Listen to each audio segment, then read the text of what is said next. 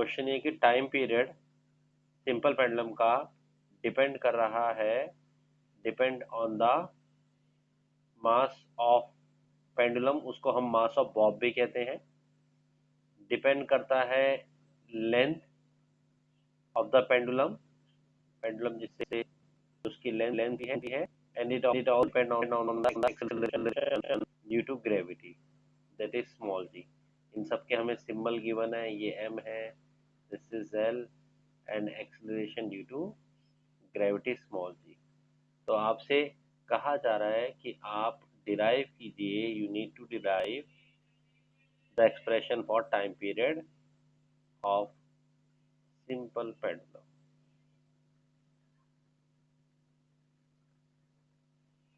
Okay, चलिए देखिए on the basis dimension हम कैसे कर सकते हैं।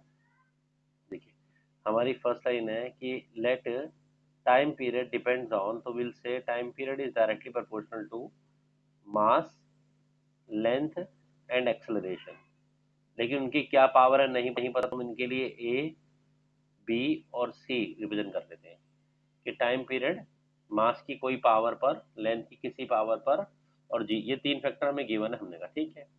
चलिए, तो can we write time period is equal to some constant, it will be K into M की पावर ए, एल की पावर बी इंटू जी की पावर सी। कुछ कांस्टेंट भी हो सकता है, डायमेंशंस कभी भी कांस्टेंट की इंफॉर्मेशन नहीं देता, इसलिए हमने कांस्टेंट लगा दिया। चलिए सबकी डायमेंशन लिखते हैं। टी टाइम पीरियड है, टाइम पीरियड के डायमेंशंस तो सिर्फ टी ही होंगे, यानी एम जीरो, एल जीरो और टी वन।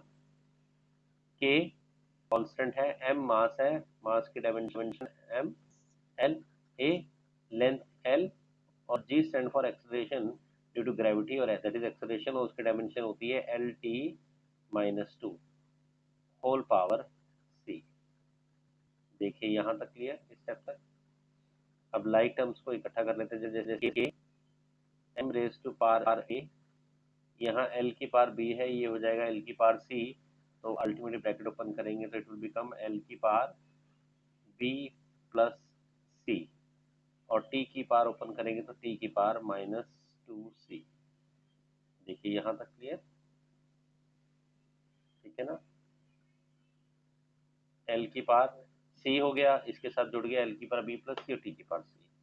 ओके, और दोनों तरफ अब हम क्या करते हैं, इनकी पावर को कंपेयर कर लेते हैं। यहाँ m0 L0 T1 था, ऑन कंपेयरिंग बोथ साइड, यहाँ साफ साफ दिख रहा है, अगर आप दोनों साइड को कंपेयर करें इधर और इधर, you can see clearly a is equal to 0, -2 T की पावर -2c, इधर 1 है, तो -2c is equal to 1, which implies c is equal to -1/2, और तीसरा पावर है b plus C is equal to L की power b plus C, L की power 0, means b plus C is equal to 0। C की value है already -1/2, तो b की value आ गई 1/2।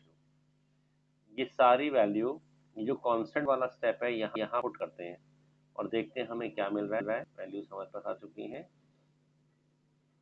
तो let us see the formula for time period of a pendulum on the basis of dimension will become t is equal to k into m की power a, m की power a मतलब m की power 0, l की power b मतलब 1/2, 1/2 का मतलब है square root में l, g की पावर c 1/2 है लेकिन नेगेटिव, g की पावर c, c के लिए -1/2, नेगेटिव में मतलब अपॉन में। फाइनली m की पावर 0 है, ये हट गया, पावर 1 हो गया, और टाइम पीरियड का फॉर्मूला है t is equal to k under root L/G। बाद में k को 2π से रिप्लेस कर देते हैं, तो पूरा फॉर्मूला बनता है 2π/L/G, पर अभी आप k अंडर रूट L/G इस टर्म में छोड़ सकते हैं। This is the time period of a pendulum, और इससे साफ साफ पता लग रहा है कि टाइम पीरियड पेंडुलम का मास ऑफ द बॉब पे डिपेंड नहीं करता। हाँ जी, नेक्स्ट क्वेश्चन है हमारा कि अगर कोई बॉडी सर्कुलर मोशन कर रही है, अभी आप पढ़ेंगे आगे, मान लेते हैं ये एक बॉडी है जिसका मास है m, और इस पर सेंटर की तरफ एक फोर्स आता है, इसको बोलते हैं हम centripetal force.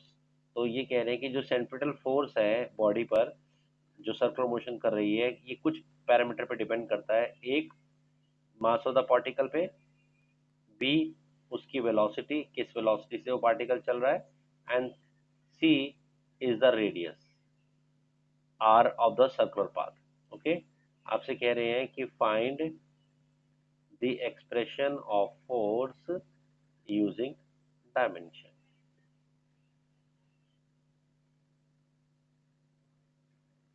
Force using dimension. Okay, अब पूरा नहीं लिखवा रहा, अदरवाइज लैंग्वेज यही है।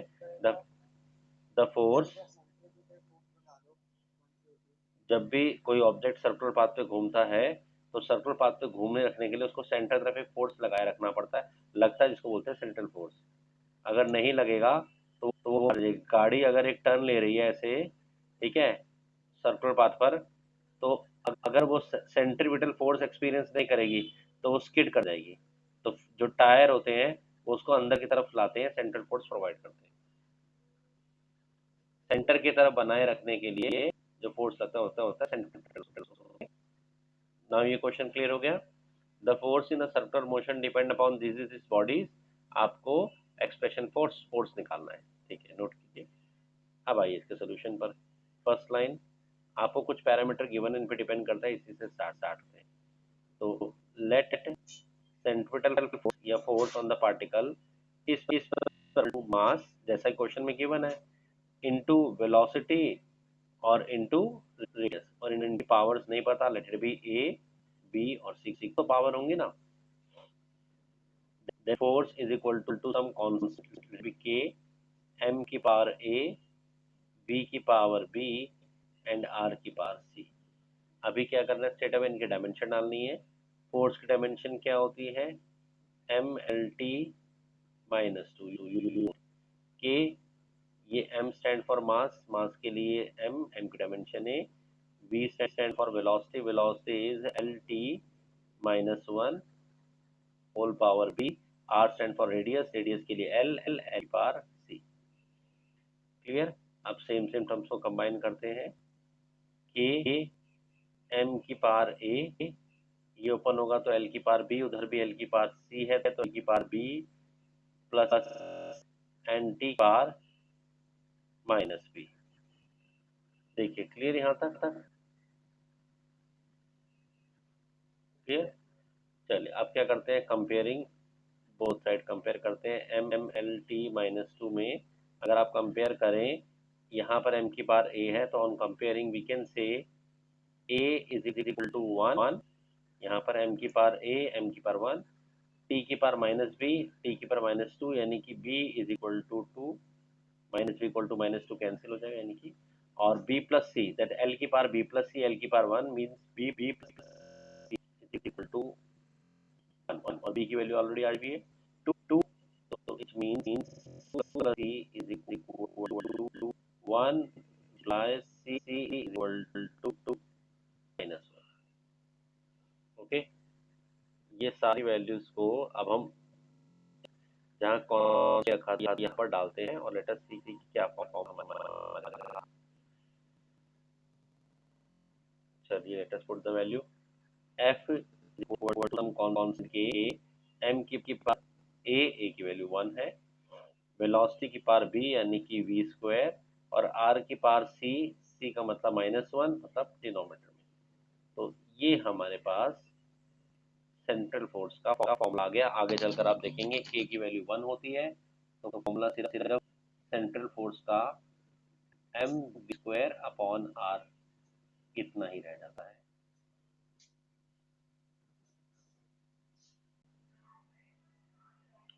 क्वेश्चन देखिए, क्वेश्चन ये था कि जो फ्रीक्वेंसी है न्यू एक स्ट्रिंग की, वो डिपेंड कर रही है ए पार्ट टेंशन पर, बी पार्ट डिपेंड करती है मास पर यूनिट लेंथ के, और सी पार्ट है लेंथ ऑफ द स्ट्रिंग के। आपको फ्रीक्वेंसी का एक्सप्रेशन निकालना है on the basis of dimension. दोबारा से, एक स्ट्रिंग जो वाइब्रेट कर रहा है उसकी frequency, number of oscillation per second depend on the tension, M थोड़ा केयरफुल देखिए, mass per length, and L total length of the string. Okay, चलिए तो हम कैसे लिखेंगे, our first line will be let frequency is directly proportional to tension T power A, mass per unit length की power B and total length की power C. So frequency is equal to some constant K, tension के dimension, tension is force, MLT minus 2 की power A into M, small m stand for mass per unit length. Mass per unit length is m upon L की power B और फिर L is L की power C. So frequency is equal to, थोड़ा सा और simplify करते हैं, K ये ओपन होगा m की पावर A, इधर हो जाएगा m की पावर B, तो we can write as m raise to power A plus B. L की बात कीजिए, L की पावर यहाँ पर हो जाएगा A और ये L की पावर, इसको सॉल्व करेंगे तो ये L की पावर क्या हो जाएगा, ऊपर आकर माइनस बी और L की पावर C, तो L का पावर क्या बनेगा, L की power A minus B plus C. ठीक है, अब आ जाइए T पर, अब आ जाइए T पर. ठीक है, T की पावर क्या माइनस 2A और कुछ है नहीं है, तो T की पावर इज माइनस 2A. ठीक है, अब आ जाइए फ्रीक्वेंसी पर. फ्रीक्वेंसी होता है 1 upon T. 1 upon T, 1 upon T का मतलब क्या हो गया, m0 L0 टी की power minus 1 frequency equal to, ये सेम टू सेम यहाँ पर आपका आ जाएगा, इसकी जरूरत नहीं लिखने की. ठीक है, तो अब हम कंपेयर कर लेते हैं दोनों चीज़ों को. चलिए कंपेयर कीजिए,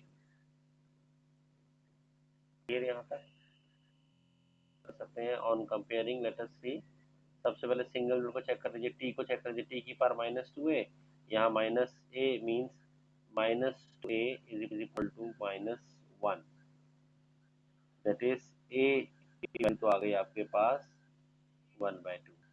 ठीक है, और चेक कीजिए, यहाँ पर m की पावर A प्लस बी, इधर m की power 0 means A plus B is equal to 0 और A की वैल्यू भी 1/2 आई हुई है, तो B की वैल्यू कितना हो जाएगी, माइनस 1/2.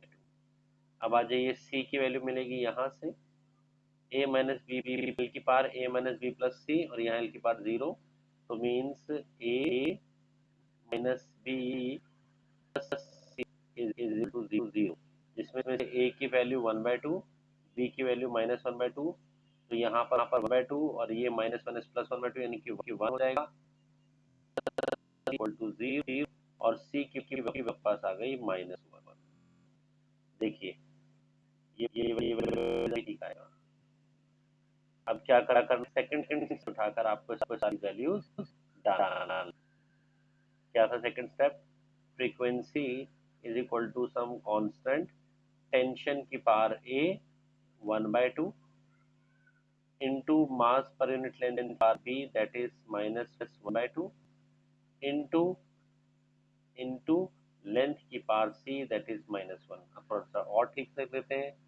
सो फ्रीक्वेंसी के T की पावर 1/2 का मतलब क्या है, रूट में T, m की पावर माइनस 1/2 मतलब है अपॉन में m और L की पावर माइनस 1 है, 1/2 तो नहीं है ना, माइनस 1 है मतलब रेसिप्रोकल में आएगी, that is k upon L. This is our formula for frequency.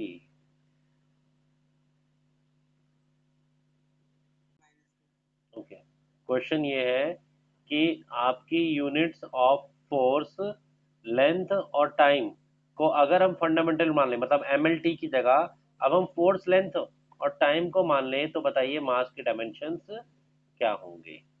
ठीक है, तो लेट अस सी हम कैसे करेंगे.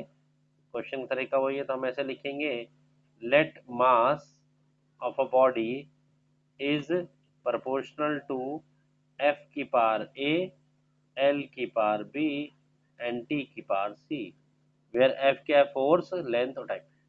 नॉर्मल फंडामेंटल यूनिट होती है मास, लेंथ, टाइम, इसमें बोल दिया है फोर्स, लेंथ और टाइम है, ठीक है। तो हमने एक तरह से मतलब इन पे डिपेंड कर रहा है। ओके, तो चलिए यहाँ से हमने फिर वही सेम, तो mass is equal to some constant के, फोर्स क्या होता है, M L T -2 power A, L length है, एल की पावर बी, ठीक है। और टी क्या है हमारे पास, टाइम, और टाइम तो टी ही है, और उसकी पावर सी। बस इतना सा ध्यान रखना है, और कुछ खास नहीं कहा जा रहा है। अब आपका वही लॉजिक लगेगा, एम की पावर 1, एल जीरो, टी भी जीरो। इधर ए इज इक्वल टू के, एम की पावर ए, और कोई टर्म नहीं है, एल की पावर ए और प्लस बी, देन टी की पावर -2a प्लस सी। ये हो गया। दोनों साइड हम पावर को कंपेयर कर लेते हैं। अब आप कंपेयर, सबसे पहले सिंगल वाली टर्म को कंपेयर कर लिया करो, जैसे ये एम की पावर ए है, ये हमारा, तो कंपेयरिंग करने पर एक तो आ गया आपके पास 1, on comparing both side A is equal to 1। उसके बाद इसको कंपेयर कर लेते हैं, एल की पावर उधर A plus B is zero, तो it means A plus B यानी कि 1 plus B is equal to zero, means B is equal to -1। Okay, ठीक है। देन यहाँ पर आ रही है -2a plus C, again to zero, तो a की वैल्यू 1 है, तो ये -2 हो जाएगा, उधर जाकर +2 हो जाएगा, तो c will become equal to 2। इस स्टेप तक आराम से ध्यान से कर लीजिए, और ये वाली सारी वैल्यू उठाकर अब आपको ये वाले स्टेप में यहाँ पर कांस्टेंट के साथ डाल देनी, मतलब इस स्टेप पे या स्टेप पे कांस्टेंट के साथ डाल दीजिए। तो a की वैल्यू 1 है, एक मिनट यहाँ पर कांस्टेंट स्टेप लिख लेता हूँ। तो फाइनली हमें जो मिलेगा वो मिल जाएगा, mass is equal to some constant f raise to power 1, मतलब f raise to power a that is 1, l raise to power b यानी कि माइनस, l की पावर -b मतलब -1, मतलब l डिनोमिनेटर में आ गया, और c t की पावर 2 यानी कि t स्क्वायर। ये डायमेंशन मास की फोर्स, लेंथ और टाइम की टर्म में बनी। देखिए, हमें एक इक्वेशन गिवन है, इक्वेशन में गिवन है कि x is equal to this AT² plus BT³ और x मीटर में है, x एक जो क्वांटिटी है वो मीटर में है, means x distance, position, displacement उसको रिप्रेजेंट कर रहा है, और t सेकंड में है। आपको डायमेंशन निकालनी है ए और बी की, ठीक है। सबसे इम्पोर्टेंट बात तो ये है कि अगर आपको ये इक्वेशन गिवन है, तो मैंने आपको एक प्रिंसिपल ऑफ होमोजेनिटी में हमने लोगों ने सीखा था, अगर ये इक्वेशन गिवन है तो ऑलरेडी गिवन है, तो ये टर्म की डायमेंशंस, ये टर्म की डायमेंशंस और ये टर्म की डायमेंशन एक ही होंगी, क्योंकि लाइक क्वांटिटी को लाइक से ही ऐड और सब्ट्रैक्ट कर सकते हो। अगर ये टर्म रिप्रेजेंट कर रही है एक डिस्टेंस को, तो ये भी उसी को रिप्रेजेंट करेगी, ये भी रिप्रेजेंट करेगी, ठीक है। ये हमारा लॉजिक पहले से ही है। तो हम, क्योंकि हमें इक्वेशन गिवन है, equation is x is equal to AT² plus BT³, it is given. और ऐसा नहीं हो सकता कि ये क्वांटिटी, ये क्वांटिटी, ये क्वांटिटी अलग हो, अगर ये ऐड सब्ट्रैक्ट हो रही हैं तो ये लाइक क्वांटिटीज है। तो अगर लाइक क्वांटिटीज हैं तो it means dimension of x जो होनी चाहिए वो इसकी डायमेंशंस होनी चाहिए सेम, लाइक क्वांटिटीज है, और should be equal to dimension of BT³। Okay, अगर कोई तीन टर्म्स इक्वेशन में आई हुई है, इक्वेशन सेटिस्फाई है, तो इनके डायमेंशंस सेम होने चाहिए। Okay, dimension of x AT² के, पहले यहीं से चलते हैं। एक्स यानी कि क्या है, मीटर में डिस्टेंस को रिप्रेजेंट कर रहा है, तो L should be, dimension of x क्या हो गई, लेंथ, लेंथ को रिप्रेजेंट कर रहा है, should be equal to AT²। T यहाँ पर टाइम को रिप्रेजेंट कर रहा है, तो इट बी T²। तो it means A is LT-2, तो डायमेंशन ऑफ ए तो हमारे पास सबसे पहले आ गई, दैट इज LT-2, ठीक है। अब आगे चलिए, अभी डायमेंशन ऑफ एक्स जो है वो again dimension of BT cube के भी इक्वल है। इट मीन्स देखो लाइक क्वांटिटीज में लाइक क्वांटिटीज ऐड और सब्ट्रैक्ट कर सकते हैं ना। आप उस पर याद कीजिए, S is equal to U T plus half A T square जब आपने किया था, है ना, तो आपने क्या लॉजिक लगाया था? आपने कहा सर इसकी भी डायमेंशन निकालेंगे, इसकी भी निकालेंगे, इसकी भी निकालेंगे, और आपने देखा था इसकी डायमेंशन भी L, इसकी भी L और इसकी भी L आ रही थी। अगर डायमेंशनली करेक्ट है तो सबकी डायमेंशन सेम आएगी।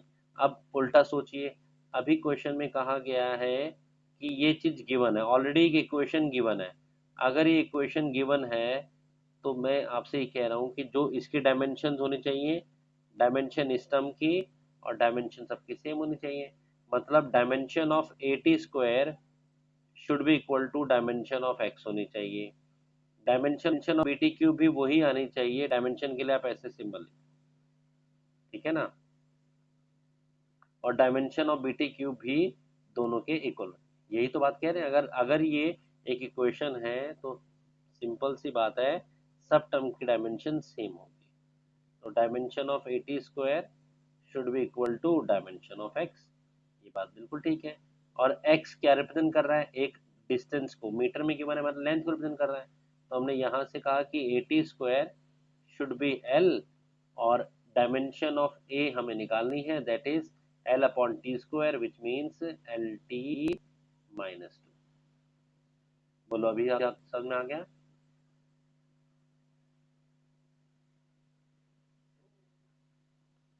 क्लियर? अभी चलो, अब ये भी एक टर्म है, इसकी डायमेंशन भी इसके इक्वल होनी चाहिए। तो अब हम लिखेंगे dimensions of B T cube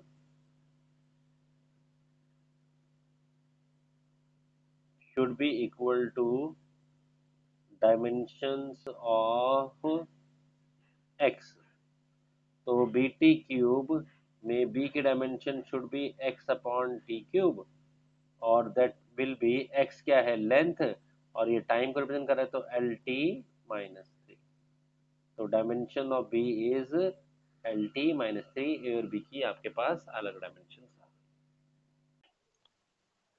equation में गिवन है आपको f is equal to a root x plus b T square, a और बी वेरिएबल है, आपको इन्हीं की डायमेंशंस निकालनी है, जिसमें x इक्वेशन में डिस्प्लेसमेंट को, t टाइम को, और f फोर्स को रिप्रेजेंट करता है। ओके, तो ये हम जानते हैं कि अगर ये एक इक्वेशन गिवन है तो डायमेंशन सभी टर्म के सेम होंगे। ठीक है, तो अगर हम उस लॉजिक से चलें तो हम बोल सकते हैं dimension of a root x, सब टर्म की डायमेंशन सेम होनी चाहिए, शुड मैच या should equal to dimension of force F. तो इसका मतलब a should be F upon under root x. What is F की dimensions? M L T minus 2। What is x stand for? It is displacement, under root में L, जिसको आप हटाएंगे तो L की पावर बन जाएगा 1/2। तो अल्टीमेटली डायमेंशंस हमारे पास ए की क्या आई, एम, एल ऊपर जाएगा तो एल की पावर हो गया 1/2, और टी की पावर हो गया -2। ये तो एक डायमेंशन आ गई, एम एल 1/2, टी की पावर -2। अब आ जाइए दूसरे टर्म पे। इसी तरह से dimensions of next term, that is B T square, should be the dimensions of, मैं फिर से लिख देता हूँ, dimensions of B T square should be dimensions of force। So अगर हमें b की निकालनी है तो that is f upon T square. Force की डायमेंशंस क्या होती हैं? M L T -2। अब तो फोर्स की याद होनी चाहिए, इतनी बार आ चुकी हैं, टी स्क्वायर। तो b की डायमेंशंस अगर हम यहाँ से निकालें तो क्या हो जाएंगी? एम एल टी, ये हटा लेते हैं, -4। बोलो क्लियर? अब आपको a अपॉन बी, ये b की भी आ गई और a की भी आई हुई है, अभी आपको a अपॉन बी चाहिए।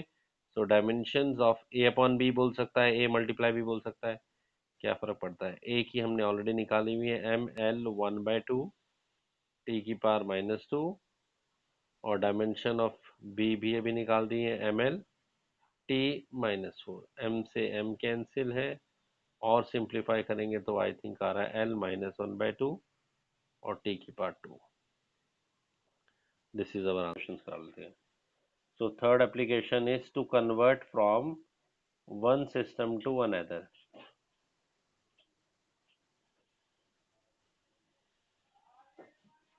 वन सिस्टम टू अनदर, कोई एक सिस्टम से हमें दूसरे सिस्टम में जाना होगा, सीजीएस से एमकेएस या एफपीएस, तो हम कैसे जाएंगे? पर इसका लॉजिक समझो। कोई भी चीज़ की जो क्वांटिटी होती है ना, वो दो बातों पर डिपेंड करती है, एक न्यूमेरिकल वैल्यू पर और एक यूनिट पर। जैसे आप बोलते हो सर पेन की लेंथ है 10 सेंटीमीटर, तो इसमें दो चीज़ें ना, एक न्यूमेरिकल वैल्यू और एक यूनिट। कोई बच्चा इसको बोल सकता है नहीं सर ये तो 0.1 मीटर है, वो भी ठीक बोल रहा है। कोई तीसरा बच्चा बोल सकता है सर ये 100 mm है, वो भी ठीक बोल रहा है। चेंज क्या हो रहा है? क्या क्वांटिटी चेंज हो रही है? आंसर है नहीं भाई, क्वांटिटी तो सेम है। फिर चेंज क्या हो रही है? न्यूमेरिकल वैल्यू तो यूनिट चेंज हो रही है ना? तो टोटल क्वांटिटी हमेशा सेम रहती है। चेंज क्या हो सकती है? न्यूमेरिकल वैल्यू और यूनिट, पर टोटल क्वांटिटी हमेशा सेम रहती है।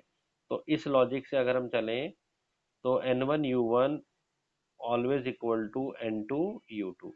और अगर हमें मान लीजिए किसी सिस्टम की न्यूमेरिकल वैल्यू निकालनी है, हमने सिस्टम चेंज किया और हम न्यूमेरिकल वैल्यू जानना चाहते हैं, तो न्यूमेरिकल वैल्यू हो जाएगी N1 U1 upon U2। U1 upon है यूनिट, और यूनिट्स जो बेस्ड होती हैं वो डायमेंशन पे बेस्ड होती है। यानी कि इस पूरे को हम लिख सकते हैं, नेक्स्ट पेज पे लिखते हैं। तो अभी हमने लिखा N2 is equal to N1 into U1 upon U2, और N1 is equal two units है वो जो फंडामेंटल क्वांटिटीज यूनिट्स मास पे डिपेंड करती हैं, तो that is M1 upon M2 की power A, L1 upon L2 की पावर B, और T1 अपॉन T2। ये आपका कन्वर्जन का एक छोटा सा फॉर्मूला आ गया। अभी डिस्कशन करते हैं, फॉर्मूला नोट कीजिए। एक सिस्टम से दूसरे सिस्टम में जाना है, दूसरे सिस्टम में वो न्यूमेरिकल वैल्यू क्या होगी, उसके लिए ये फॉर्मूला बन गया।